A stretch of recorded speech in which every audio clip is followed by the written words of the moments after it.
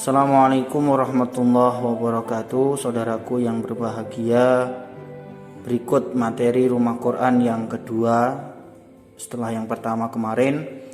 Nanti saya harapkan untuk materi yang ketiga dan keempat kawan-kawan sudah download materi metode Umi jilid 1, biar ketika menyimak video yang kami sampaikan tidak ketinggalan, bisa menyimak ataupun bisa melihat bukunya.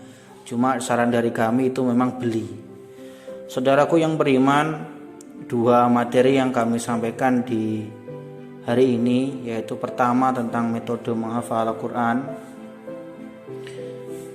yang kedua terkait dengan kesalahan-kesalahan yang sering terjadi di surat Al-Fatihah. Karena mau tidak mau surat Al-Fatihah ini sering kita baca, sering kita amalkan di waktu sholat atau di waktu-waktu yang lain. Teman-teman yang berbahagia, pertama terkait dengan metode menghafal Al-Quran. Menghafal Al-Quran itu bukan hal yang sulit sebenarnya saudaraku. Bukan hal yang butuh waktu pemikiran yang panjang, bukan. Menghafal Al-Quran itu sebenarnya butuh dimulai. Butuh dimulai untuk dilaksanakan, bukan untuk dicita-citakan saja. Karena mau bagaimanapun cita-cita sebaik apapun, kalau nggak pernah kita mulai nggak bakal jadi. Dan ini sebenarnya bab ini bukan hanya sekedar tahfidz atau hafalan. Di bab-bab yang lain juga sama. Menginginkan segala sesuatu kalau nggak dimulai nggak bakal selesai atau nggak bakal tercapai. Dan ini harus dimulai, Bapak Ibu, kawanku yang berbahagia. Yang kedua, untuk hafalan ini kalau bisa memang setiap malam. Ini metode ini mungkin singkat, nanti akan saya teruskan tetap setiap waktu pertemuannya. Sebelum tidur itu memang diusahakan untuk membaca ayat ataupun bacaan yang dihafalkan besok minimal 1 kali.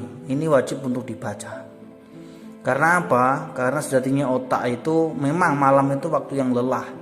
Tapi ketika kita akhiri dengan membaca Al-Quran yang kita hafal besok, insya Allah waktu subuh atau waktu yang kita mau setorkan, itu mudah untuk menghafal.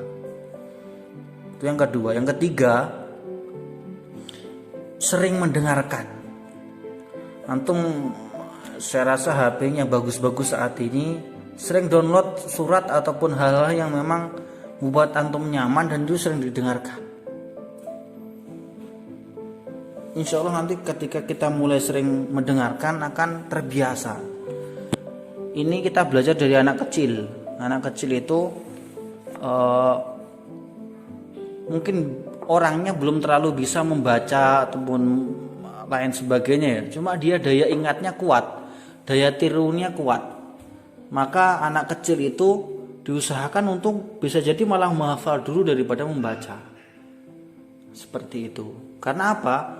Karena ketika kita berusaha untuk membaca, kadang anak akan semakin bosan, bahkan justru membenci Al-Quran jadinya. Itu ketika anak-anak. Yang keempat, saudaraku yang beriman, pilihlah ayat yang memang antum suka dulu sebenarnya. Ketika memang di situ antum dibebaskan oleh murabbi atau ustaz antum untuk memilih surat yang antum inginkan. Pilih surat yang antum nyaman, yang antum suka, yang antum mulai di mana. Itu nanti insya Allah akan cepat selesainya. 4 hal ini perlu kita terapkan hari ini. Insya Allah siap saudaraku, insya Allah. Insya Allah. Kedua yaitu tentang kesalahan-kesalahan daripada surat Al-Fatihah. Surat Al-Fatihah itu memang hal yang pokok ketika kita waktu sholat. Ketika membaca surat Al-Fatihah, kita kadang sering membaca kalimat hak dengan hak itu sama. Contoh, Alhamdulillah, Alhamdulillah. Kadang kita Alhamdulillah, sebagian seperti itu. Ini kesalahan. Jadi yang benar Bismillahirrahmanirrahim. Alhamdulillahi Rabbil Alamin. Lanjut ayat kedua. Ar-Rahmanir-Rahim. Ini huruf ha, bukan huruf ha. Ar-Rahmanir-Rahim. Maliki yaumiddin. Iya, ini perlu ditekan karena tasdid itu ditekan, bukan diseret. Jangan iya, bukan, tapi iyyaka na'budu wa iyyaka nasta'in. Ihdinas. Nah, ini baru huruf ha. Ihdinas siratal mustaqim.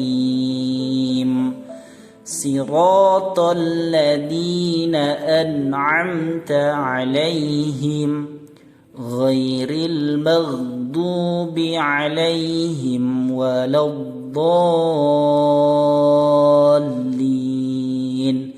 Kesalahan yang umum yang terakhir adalah waladdall. Ini enggak boleh. Jadi itu kesalahan. Tapi waladdallin.